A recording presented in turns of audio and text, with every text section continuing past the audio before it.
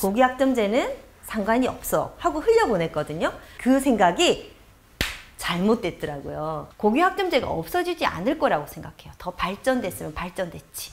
전국 500개 교회에서 사용 중인 학종준비 해결책 학생부 바이블. 수업을 진행할 수 있는 키트 상품도 있으니 참고하시길 바랄게요. 네, 안녕하세요. 구리여자중학교 진로전담교사 하희입니다. 지금부터 중학교 고교학점제 수업 어떻게 수업하면 좋을까에 대한 강의 시작하도록 하겠습니다. 한 4, 5년 전인가요? 고교학점제 실시된다고 했을 때 어떤 생각이 드셨나요? 저는 그때 중학교에서 근무하고 있었거든요. 그때만 해도 저는 아유, 고교학점제 내일 아니야. 이거 고등학교에 계신 선생님들 일이구나. 그리고 나는 중학교에 있을 거니까 고교학점제는 상관이 없어 하고 흘려보냈거든요. 고교학점제는 나하고는 상관없는 일이라고 흘려보내던 그 생각이 잘못됐더라고요. 왜냐하면 바로 진로 연계학기라는 말을 들으면서 이야, 중학교에서도 이제 고교학점제 해야 되는구나 라는 생각이 났습니다. 얼마 전까지만 해도 중학교는 1년 동안 자유학년제, 아이들이 진로를 스스로 찾아가게 만드는 활동 중심의 수업을 하자라고 얘기했던 자유학년제였는데 불과 지금 얼마 만에 다시 축소가 되잖아요. 그죠? 그래서 중학교 1학년 한 학기만 자유학기제로 하고 그 대신 3학년 2학기를 진로 연계학기로 하겠다라고 발표가 났습니다. 그런데 이 말은 뭐냐면 제가 생각하기로는 중학교 1학년들 다시 공부시키겠다 이런 말과 좀 일맥상통하지 않을까. 물론 꿈을 찾고 끼를 찾는 거는 한 학기면 족하다. 그러니까 너희들이 3학년 2학기 때는 이제 고등학교를 위한 공부를 시작하는 스타트를 끊어야 된다. 이러한 의미로 받아지더라고요.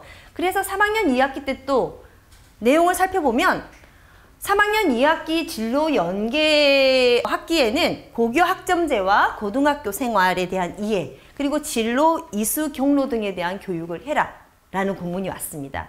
이거 누가 해야 되죠? 진로자가 들어가면 전부 다 우리 몫이잖아요. 그래서 중학교 선생님들도 이제 고교 학점제 수업을 해야 된다라는 의미로 받아들이시면 되겠습니다.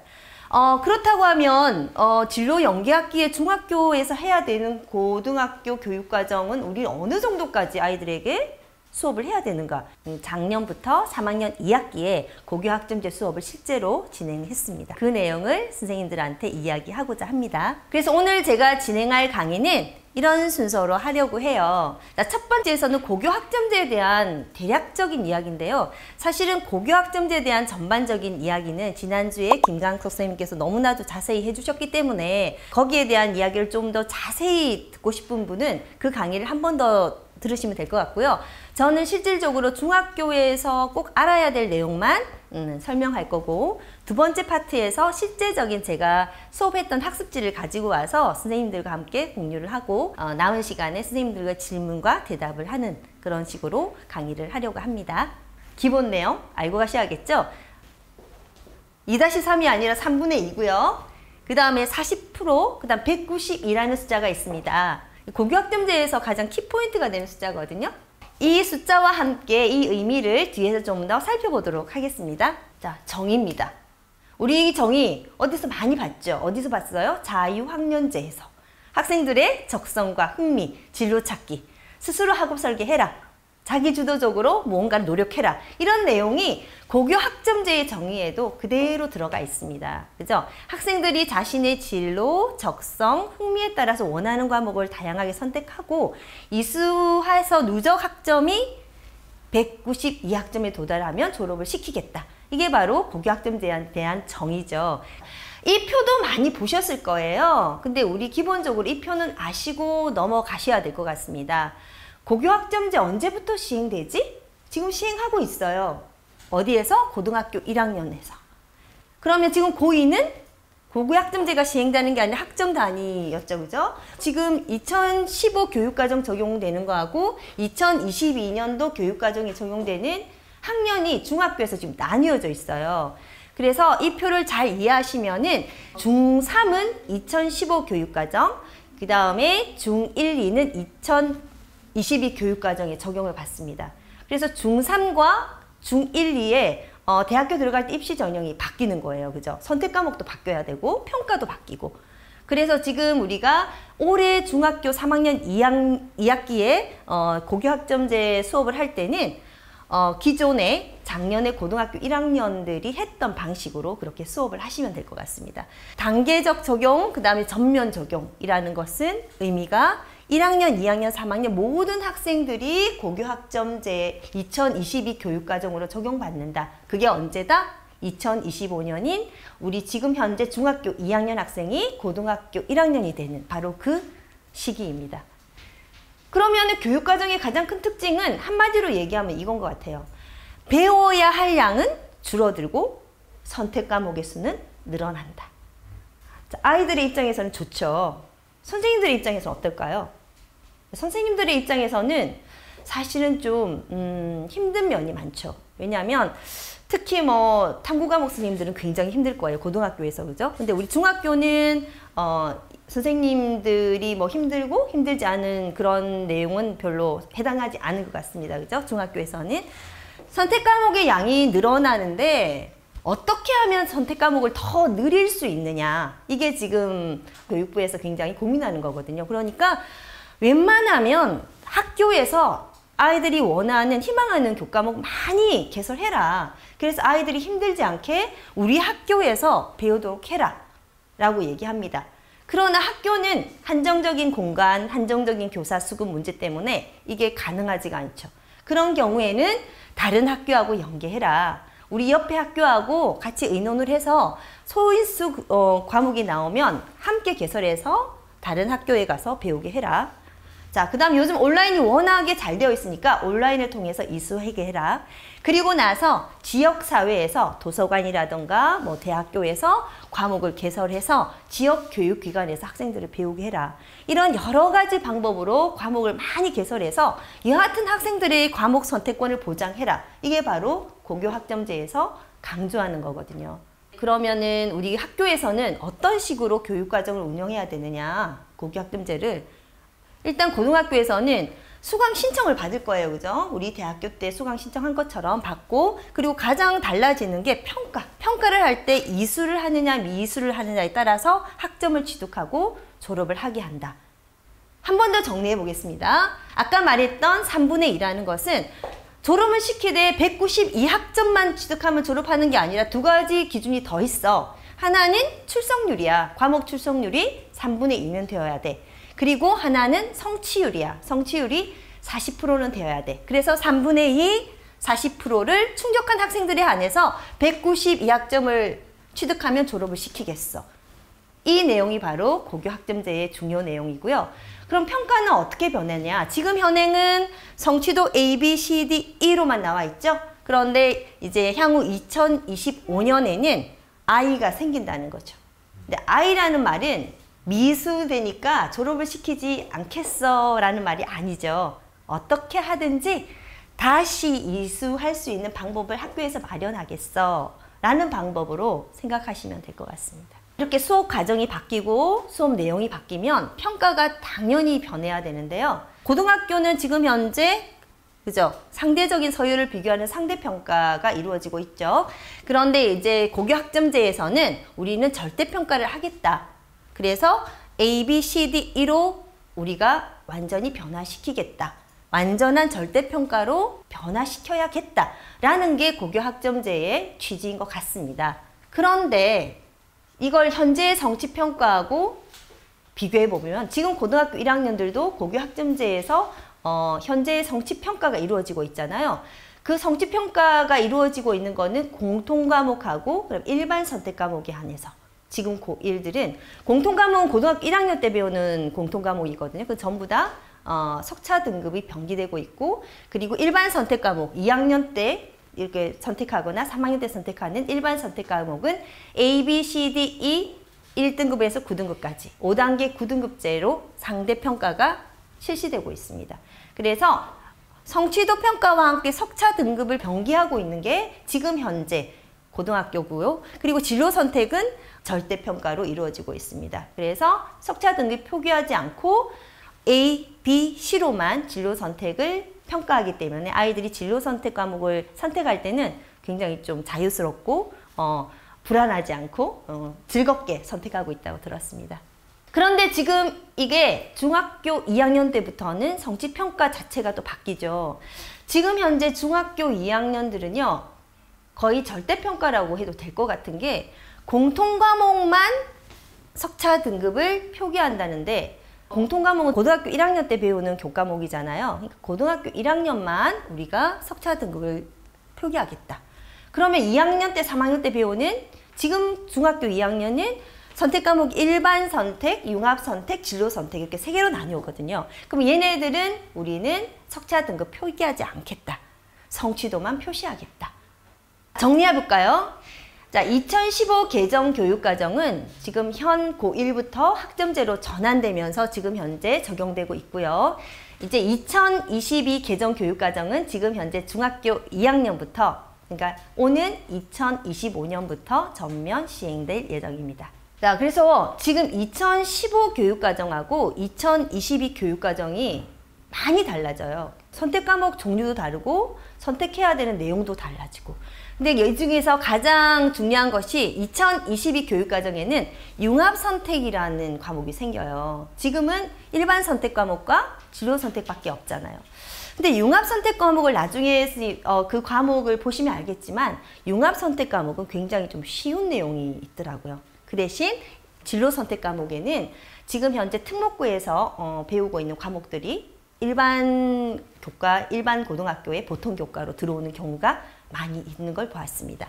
그래서 전문교과 1의 특목고에서 지금 2015 교육과정에서 특목고의 교육과정인 전문교과 1은 일반고의 보통 교과로 들어오면서 교과가 더 풍성해지는 거고, 특성화고나 마이스터고에서 하고 있는 전문교과 2는 여전히 특성화고하고 마이스터고에서 배우는 전문 공통교과, 전공 일반교과, 전공 실무교과 이렇게 나뉘어서 직업교육을 좀 더 심화하게 교육과정이 짜여져 있다고 보시면 되겠습니다. 진로 선택 과목하고 융합 선택 과목하고 뭐가 달라요? 또 이런 질문이 있을 수 있잖아요. 두 개 나누어져 있는 선택 과목과 공통 과목, 보통 교과가 개편 방향에서는 융합 선택 과목이 들어온다라고 아까 말씀드렸는데, 그 정의를 보면 융합 선택 과목이라는 것은 교과 내에서 또는 교과 간에서 주제를 융합해서 우리가 융합 수업한다 하는 그런 방식의 과목이다. 영어와 국어가 합쳐져 있고, 뭐 과학과 사회가 합쳐져 있고, 뭐 그런 식의 과목이다라고 생각하면 되고, 그다음 실생활을 응용을 위한, 체험을 위한 과목이다. 이러면은 실생활 국어라던가 뭐 영어, 다시 말하면 지금 현재 특성화고에서 배우는 것들, 그런 것들이 조금 비슷한 내용이 들어있는 것 같아요. 결국 2025년도에 중학교, 지금 1학년들이 고등학교 갈 때 대입을 볼 때는 아마 대입 그 입시에서 진로 선택 과목을 선택한 아이들을 좀 더 선호하지 않을까라는 결론을 내리게 되었습니다. 지금 교과 선택 과목 내용인데요. 국어만 중심으로 보면은 2015 교육과정에 고등학교 1학년 때 배우는 국어가 일반 선택 과목이 화법과 작문, 독서, 언어와 매체, 문학 이 네 가지 과목이 있었거든요. 그런데 일반 선택 과목은 2002 교육과정에서는 화법과 언어, 독서와 작문, 문학 세 개로 줍니다. 그 대신 진로 선택 과목에서 우리가 보지 못했던 주제 탐구 독서, 문학과 영상, 직무 의사소통이라는 과목이 들어오고요. 그 다음에 저희가 있었던 그 언어와 매체에서 매체가 융합 선택으로 가면서 매체 의사소통이라는 교과가 또 생겼더라고요. 그래서 융합 선택에서 독서 토론과 글쓰기, 매체 의사소통, 언어생활 탐구 이렇게 과목이 눈으로 보셔도 아시겠죠? 늘어났죠. 그래서 융합 선택 과목이 늘어나면서 진로 선택 과목도 더 늘어나고 융합 선택 과목도 늘어나고, 그리고 2015 교육과정에서는 과학 같은 경우에는 1, 2가 있었잖아요. 그래서 물리학 1을 꼭 선택한 다음에 물리학 2를 선택해야 되고, 특히 과학 교과에서 이렇게 단계별로 배워야 되는 교과에서는 그런 게 있었는데 2022 교육과정에서는 2가 다 없어졌어요. 그래서 과학에서 보면 물리학, 화학, 생명과학, 지구과학만 있고, 진로 선택에서 2가 아니라 역학과 에너지, 물질과 에너지, 화학 반응의 세계 이렇게 좀 더 전문화되고 어려운 내용으로 과목이 개설되어 있음을 확인하실 수 있으실 겁니다. 그래서 사실 중학교 진로 선생님들께서는 그럼 전공 연계 교과가 무엇일까요? 제 개인적인 생각으로는 여기까지는 안 나가셔도 될 것 같아요. 그런데 고등학교 선생님들은 꼭 하셔야 되는 게, 왜냐하면 진학과 직결되는 부분이 고등학교 진로 수업이기 때문에 그런 것 같습니다. 그래서 서울대에서 이거 발표했어요, 이미. 우리 학과에는 이런 과목을 꼭 배워야 해. 이건 핵심 권장 과목은 꼭 듣고 와. 그래야지 너희들이 대학교에 입학할 때 우리가 좀 더 가산점을 줄 거야. 높은 점수를 줄 거야. 이렇게 얘기되는 거고, 권장 과목은 이건 들었으면 좋겠어. 시간이 된다면 추천 도서, 추천 과목이라고 생각하면 되거든요. 그런데 보면은 이과 계열의 학과와 문과 계열의 학과가 정말 다른 게 뭐냐면, 자연 계열이나 공학 계열이나 의학 계열은 핵심 권장 과목과 권장 과목이 주로 이런 식으로 수학과 과학에서 꼭 있어요. 그런데 인문 계열이나 사회 계열은 아예 없어요. 예를 들어서 국어국문학과, 우리 수학 같은 거 필요 없잖아요, 그죠? 그런데 수학 그러면 안 들어야 되나? 그건 아니죠. 문과 쪽이나 사회 계열이나 인문 계열은 우리가 특별히 추천 과목, 권장 과목은 없지만 그래도 너희들이 기본적인 4차 산업혁명이 요구하는 어떤 탐구 정신이나 수학적 논리력이 있는 문과생을 요구하기 때문에 그래도 물리 뭐 이런 거는 아니겠지만 수학 들어라 뭐 이런 걸 은연중에 얘기를 하고 있다고 저는 들었습니다.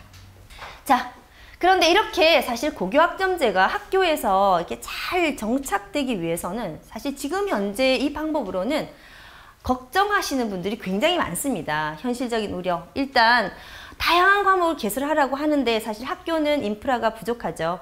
시설도 지금 현재 많이 바뀌어야 되고 선생님들도 더 많이 뽑아야 되고, 그러면 고등학교 1학년은 진로 결정이 완성이 되어야 되나요?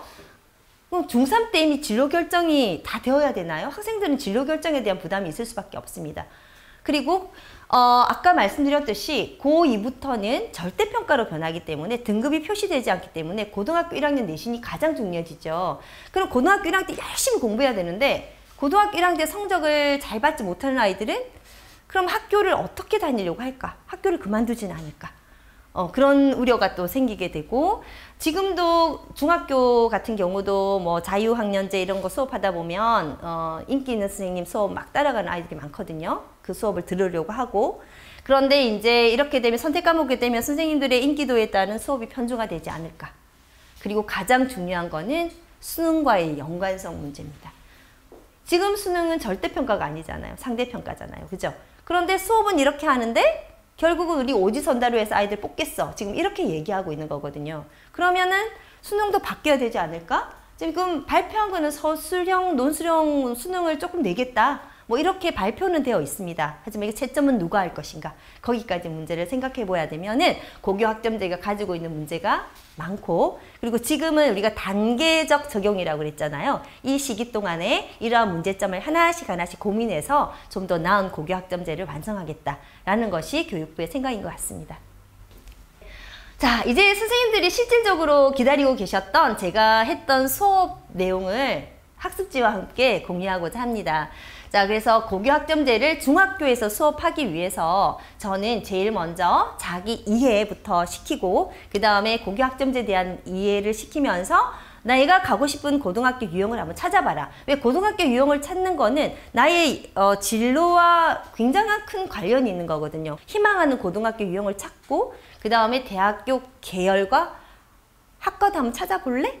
그리고 나서 한번 나의 고등학교, 나만의 교육과정을 한번 설계해봐라.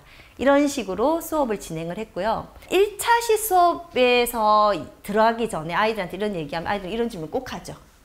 근데 왜 고교학점제를 해요? 선생님 저 적성 없는데요? 그럼 중3 때 이거 제 진로 확정돼야 되는 거예요? 계속 변할 건데? 저 학과 몰라요. 고등학교 무슨 과목이 있는데요? 이런 질문을 막 본물처럼 아이들이 쏟아놓습니다. 그러면 그래? 그러면 한번 지금부터 이야기 한번 해보자. 이런 질문에 대해서 하나하나 선생님과 함께 생각해 볼래? 하고 이야기를 하면서 수업을 진행할 때 먼저 이거부터 얘기해 줘야 되죠. 왜 하는지 모르잖아요. 그죠? 자, 이제 이거 굉장히 너희들한테 좋은 거야. 선생님은 진짜 학교 다닐 때 수학하기 싫었는데 어쩔 수 없이 했어. 선생님이 정말 좋아하는 과목을 했다면 너무 행복했을 것 같아. 왜?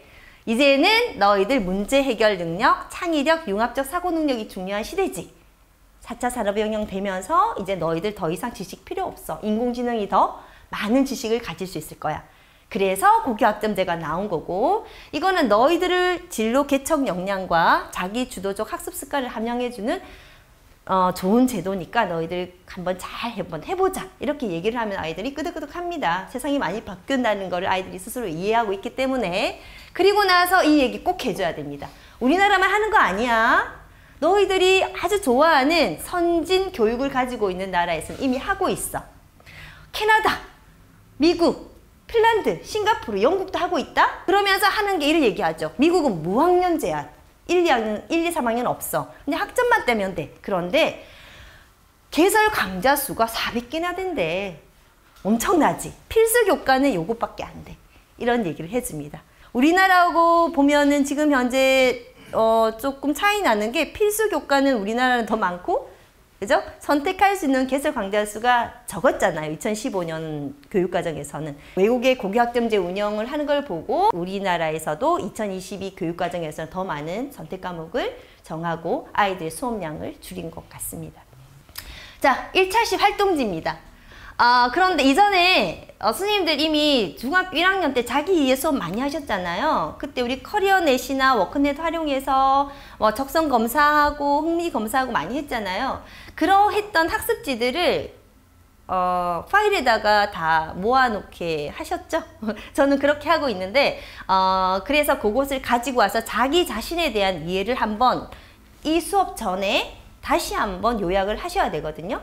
그런데 3학년쯤 되면 선생님 저거 그거 다 했는데라는 얘기를 참 많이 해요. 그래서 같은 흥미검사, 적성검사지만 안 해봤던 검사를 하면 아이들이 더 열심히 하더라고요. 저는 그래서 커리어넷에서 보면은 직업 흥미검사 K형이 새로 생겼더라고요. K형을 가지고 하면은 한 15분 정도 시간이 걸립니다. 그래서 그걸 다시 하게 하고 예전에 했던 게 있는 아이들은 비교해보고 또 새로운 거 했던 게 없는 아이들은 그 자기 이해했던 걸 기반으로 해서 고교학점제 하기 전에 수업 나가기 전에 그걸 꼭 가지고 오라고 합니다. 그래서 무료로 이렇게 적성이나 심리 검사할 수 있는 사이트들이 굉장히 많잖아요. 그죠? 워크넷에도 있고 EBSI에도 있고 그 옙에도 있죠. 그래서 들어가 보셔서 다양한 검사들을 해보시면 아이들이 여기 나온 것 가지고 다시 한번 정리하는 기회를 준 다음에 그 다음에 활동지를 가지고 수업을 시작했습니다. 고교학점제 제가 이렇게 막 얘기하면 애들 싫어하죠. 그래서 고교학점제 임팩트 있는 영상 굉장히 많거든요. 고교학점제 홈페이지 같은 데 들어가면 재미있는 영상들이 굉장히 많아요. 그 영상을 딱 보여주면서 영상에서 강조하고 있는 내용 자 한번 넣어볼까? 단어, 빈칸 메우기. 이렇게 해서 아이들 집중시켜서 키포인트만 알 수 있게끔. 그 다음에 고교학점제 그래서 너는 뭐라고 생각해? 한 문장으로 한번 얘기해보기. 이렇게 해서 1차 시를 아이들하고 한번 이야기를 해보고 있고요. 자, 2차 시에서는 이제 아이들이 고교학점제에 대한 이야기가 끝났으면 그럼 너 희망학교가 어딘가 한번 찾아볼래? 라는 수업으로 시작합니다. 물론 1학년 때 희망고등학교 탐색하기 수업을 하신 스님들도 있을 거예요. 그런데 1학년 때 하는 거하고 3학년 때 하는 거는 이게 아이들이 받아들이는 정도가 너무 다르죠. 3학년쯤 되면은 굉장히 열심히 합니다. 희망고등학교 2차 시에서는 희망고등학교의 교육과정을 탐색하는 게 아니라 네가 어떤 학교를 갈지 한번 정해봐. 왜? 네가 일반계고를 가느냐? 특성화고를 가느냐? 마이스고를 가느냐에 따라서 너의 진로 경로가 달라질 수 있어. 희망고등학교와 함께 고등학교 유형 알기를 다시 한번 3학년 때 해주는 게 저는 효과적이었다고 생각합니다. 그래서 서로 이제 학교에 대한 정보를 내가 가고 싶은 학교에 대한 정보를 친구들한테 발표하기도 하고 서로 이야기를 나누는 시간을 갖습니다. 자, 3차 시에는 저는 대학 계열 이야기를 합니다. 그런데 계열을 하면 아이들은 정말 모르죠. 선생님 계열이 뭐예요? 부터 시작해가지고 물론 아는 아이들은 알겠지만 모르는 아이들이 제대로 모르는 아이들이 한 70% 정도 되는 것 같았어요. 저희 학교에서는. 그러면은 일단 학과 예를 들어서 자 국어국문학과가 있어. 알지? 애들 국어국문학과는 제대로 잘 알잖아요. 그럼 계열을 주고 어떤 계열에 속할 것 같아? 인문계열이 있고 사회계열이 있어.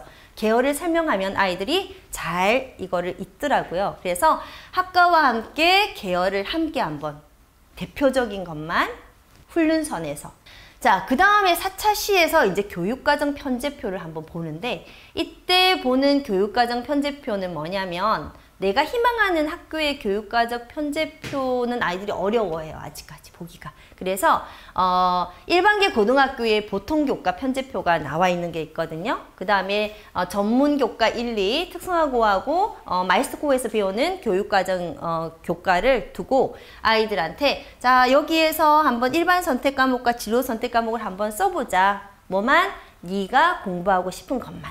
다 쓰려고 하면 너무 많으니까 그러면 몇 개 써요? 뭐 몇 개 써야 돼요? 묻습니다. 그러면 네가 배우고 싶은 거 한번 다 써봐. 네가 정말 원하는 거 한번 다 써봐. 그렇게 얘기를 합니다. 한번 나눠보기를 하고 4차 시에 이 뒤에서 어떤 이야기를 하냐면요. 이제 교육과정 편제표를 봤으니까 아이들을 모둠으로 나눠요. 모둠을 나눠서 직업을 한 5개 정도 줍니다. 10개 정도에서 선택하게 합니다. 예를 들어서 의사가 되고 싶어요. 간호사가 되고 싶어요. 저는 물리학자가 되고 싶어요. 저는 요리사가 되고 싶어요. 대표적인 각 계열의 대표적인 직업군을 주고 아이들을 선택하게 해서 자, 그러면 요리사가 되고 싶은 모둠 모아놓고 너희들이 요리사가 된다고 생각했을 때 꼭 배워야 되는 과목이 뭔가 한번 선택해봐. 요거를 2차로 합니다.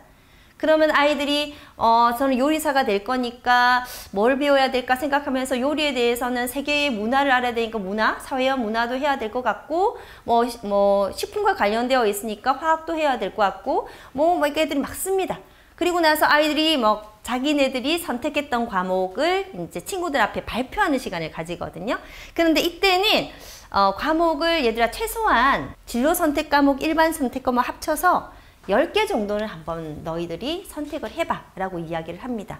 그리고 교육과정 편제표를 줄 때 특성화고나 마이스터고 편제표도 같이 주기 때문에 그러면은 특성화고나 마이스터고에 가고 싶지 않더라도 뭐 요리 관련한, 뷰티 관련한, 뭐 기술 관련한 것들은 거기에 훨씬 더 많은 과목이 있잖아요. 그런 데 써보면서 그럼 나는 특성화고로 한번 가볼까? 라고 생각이 바뀌기도 하더라고요, 아이들이. 제가 지금 생각나는 아이가 있는데 요리사 파트였어요. 요리사 아이들이 제가 요리사가 되고 싶으니까 식품영양학과를 가고 싶은데 막 이 과목을 막 썼는데 특이한 게 뭐냐면 스페인어를 선택을 했더라고요. 그래서 물었습니다. 아니 너는 요리사가 되고 싶은 애가 왜 스페인어를 선택했니? 라고 물었습니다. 뭐라고 대답했을까요, 선생님? 네. 그 아이가 대답한 거는 선생님 저는요, 저희 모둠은요 스페인에서 한국 음식점을 만들고 싶어요. 거기서 식당을 하고 싶어요. 그래서 스페인어를 잘해야 돼요. 라는 이야기를 했습니다. 그래서 이 말을 들으면서 저는 어떤 생각을 했냐면 이 선택 과목제가 정답이 있는 게 아니더라고요. 학교에서 정해주거나 책에서 정해주거나 물론 그게 권장은 될 수 있지만 나만의 교육과정을 만들기 위해서는 네가 이 선택 과목을 선택한 이유가 뭐야? 그 이유가 확실하다고 하면 그 어떤 선택 과목을 선택하더라도 물론 핵심이 되는 과목은 들어야 되겠지만 그것은 플러스가 되지 절대 마이너스가 되지는 않겠다라는 생각을 했습니다. 그래서 그 스페인어를 선택한 요리사가 되고 싶은 아이가 스페인어를 선택한 과목을 보고 엄청 박수를 쳐줬어요. 너는 정말 나만의 교육과정을 만들었구나. 그래서 마지막에 저는 각 학교 교육과정 이제 아이들이 가고 싶어하는 교육과정을 여기저기서 막 얻었죠. 학교 홈페이지에서 들어가서도 빼보고 학교 홈페이지에서 프린트가 안 되게 되어 있는 것들은 전화해서 얻기도 하고 학교 알림이에는 올해의 교육과정 편성표는 없더라고요. 작년 게 있어서 저는 직접 그 근처에 있는 학교의 교육과정을 찾았습니다. 그래서 막상 아이들한테 이 교육과정을 보여주면은 사실은 너무 어려워서 잘 선택을 못 하거든요. 근데 생각외로 너무 쉬워요. 아이들이 굉장히 잘 선택하게끔 되어 있는 게 아이들은 그냥 택이라고 되어 있는 데서 하나 선택하려면 선택하면 되는 그룹핑 되어 있는 데서 그래서 생각보다 어렵지 않더라고요. 그래서 이거를 아이들한테 나눠주고 원하는 학교별로 모둠을 만들어주기도 하고 또는 선생님 저는요 제가 혼자 한번 해보고 싶어요. 왜냐하면 저는 학과도 있고 계열도 있고 하고 싶은 일도 있어요. 하는 애들이 있거든요. 그럼 그런 아이들한테는 이렇게 해주고 그럼 너만의 한번 학업 계획서를 작성해봐라.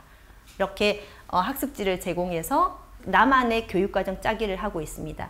그런데 여기에서 주의할 점은 제가 수업을 해보니까 미리 제공해주면 아이들이 생각을 못 하더라고요. 예를 들어서 아까 서울대에서 이런 과목 선택했어. 참고해서 해봐. 이렇게 하니까 그것밖에 안 써요.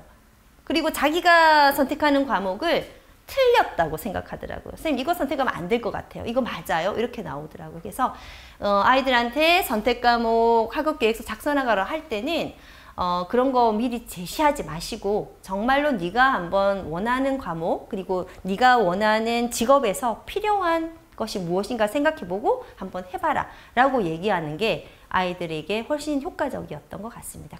예, 고교학점제는 그러면 이제 얘기하는 건데 결국은 아이들에게 너 자기 주도성 있게 학업 계획 세워서 공부해라 이걸 강조하는 거고 우리 교사들은 이제 더 이상 알려주지 마.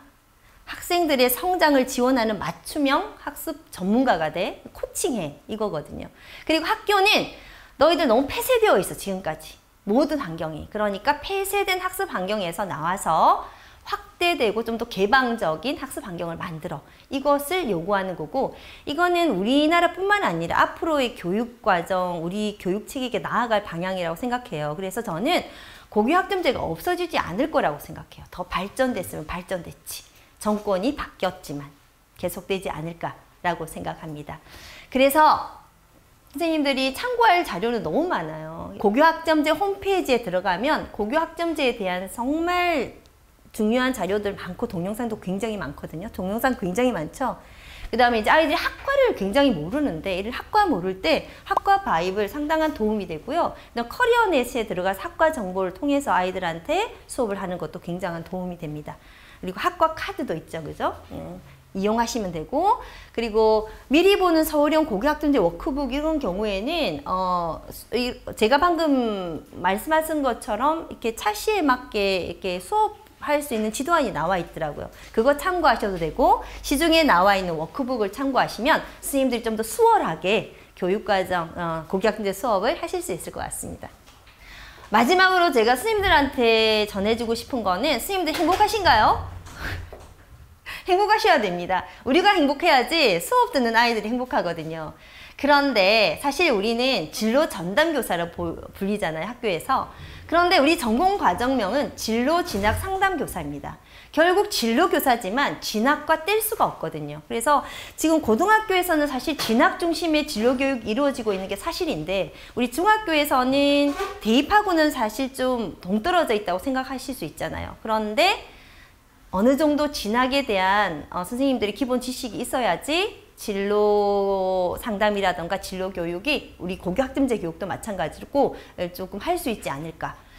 그걸 너무 세세하게 하시려고 생각하지 말고 저희가 진로 로드맵을 제시할 때 이런 학과 이런 계열이 있어? 그럼 이런 계열에는 이런 과목을 하는 게 좋다. 이런 큰 그림 정도 요까지 중학교 선생님들이 몫인 것 같고 그 다음에 세세한 몫은 고등학교 진로 선생님들한테 넘기면 될 것 같습니다.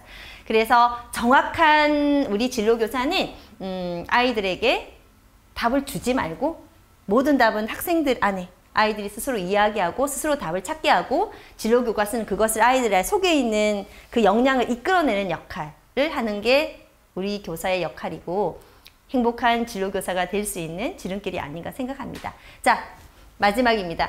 사람은 행복하기로 마음먹은 만큼 행복하다고 합니다. 진로교사가 되었으니 난 정말 행복한 교사야 라고 생각하시고 즐겁게 수업하시면 행복한 진로교사로서 자리매김하실 수 있을 것 같습니다. 자, 오늘은 여기까지 준비했습니다.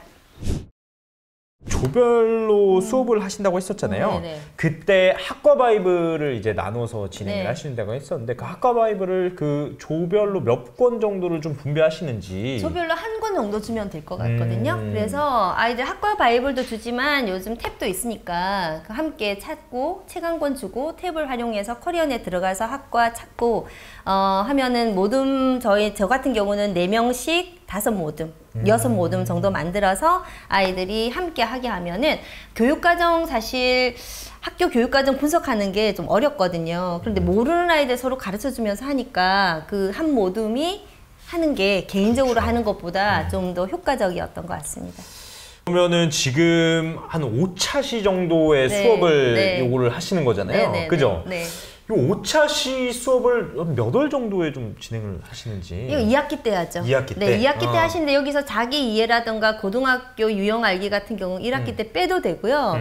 근데 저는 사실 5차시 정도 더 걸리더라고요. 그래서 이게 애들 발표도 해야 되고 서로 나눔도 해야 되니까 정보 찾는 데만 해도 1시간 이상이 걸리거든요. 아이들 하다 보면은 아이들이 학교, 희망하는 학교, 뭐 학과 해가지고 이 설계한 거를 포스트로도 그려가지고 붙여가지고 아이들이 발표하기도 하고 이렇게 하니까 시간이 사실은 더 많이 걸렸어요. 그래서 저는 한 2달 정도 네 9월부터 시작해서 2달 정도 수업을 했던 것 같아요. 아예 2달 각 잡고 가시는군요. 네네네. 그렇게 하고 나면 네. 좀 아이들이 좀 어떻게 좀 변하나요?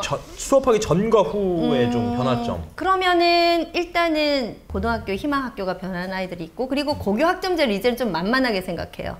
그전에는 뭔지 몰랐는데 선생님 이런 거예요? 그러면 뭐 어렵지 않겠는데요? 뭐 이렇게 얘기하면서 고등학교에 가서 별로 이렇게 당황하지 않고 고등학교 고교 학점제에 임할 수 있게 되었다. 그런 얘기를 들었습니다. 좋습니다. 네.